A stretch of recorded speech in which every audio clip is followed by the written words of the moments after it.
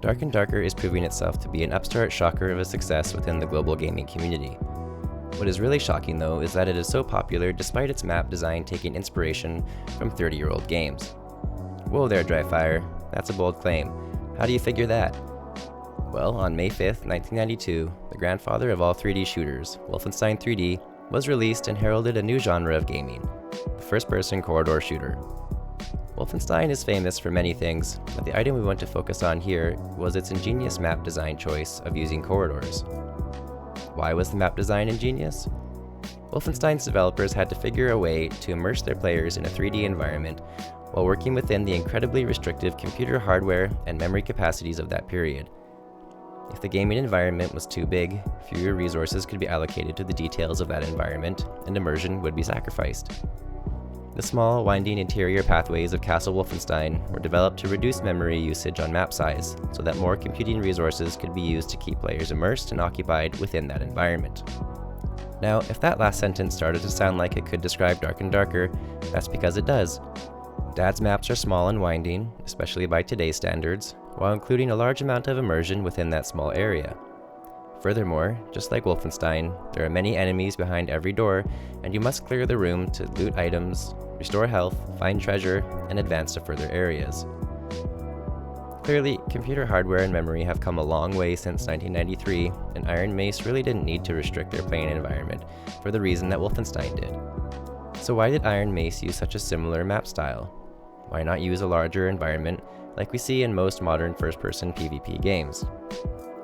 Well, there are likely a few reasons, but I think the main one is that Iron Mace realized a corridor environment creates ideal conditions for their style of game by forcing human and AI opponents into a small, heavily immersive arena.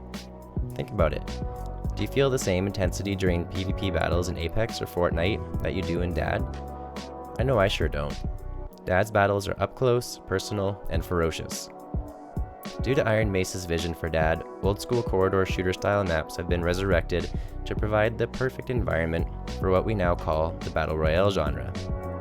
I draw that last comparison because despite Iron Mace not referring to Dark and Darker as a Battle Royale title, at least not that I could conveniently find, I think most of us can draw the palpable similarities between Dad and other BRs. The shrinking playing zone, PvP, looting, and in some cases, PvE combat and extractions. In my opinion, the 30-year-old map design choice by Iron Mace takes all those defining traits of the Battle Royale genre and intensifies them. We all thought that a BR needed a huge map, but Iron Mace is proving us wrong.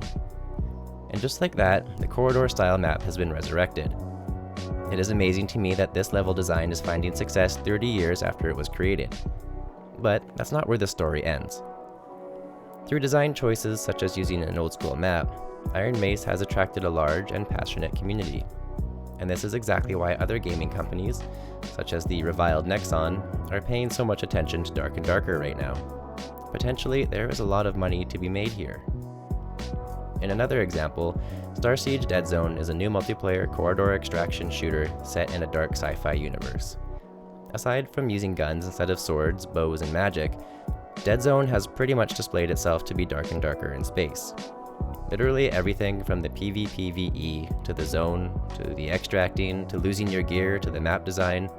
It is so similar to Dark and Darker, I am almost afraid Nexon will sue them too.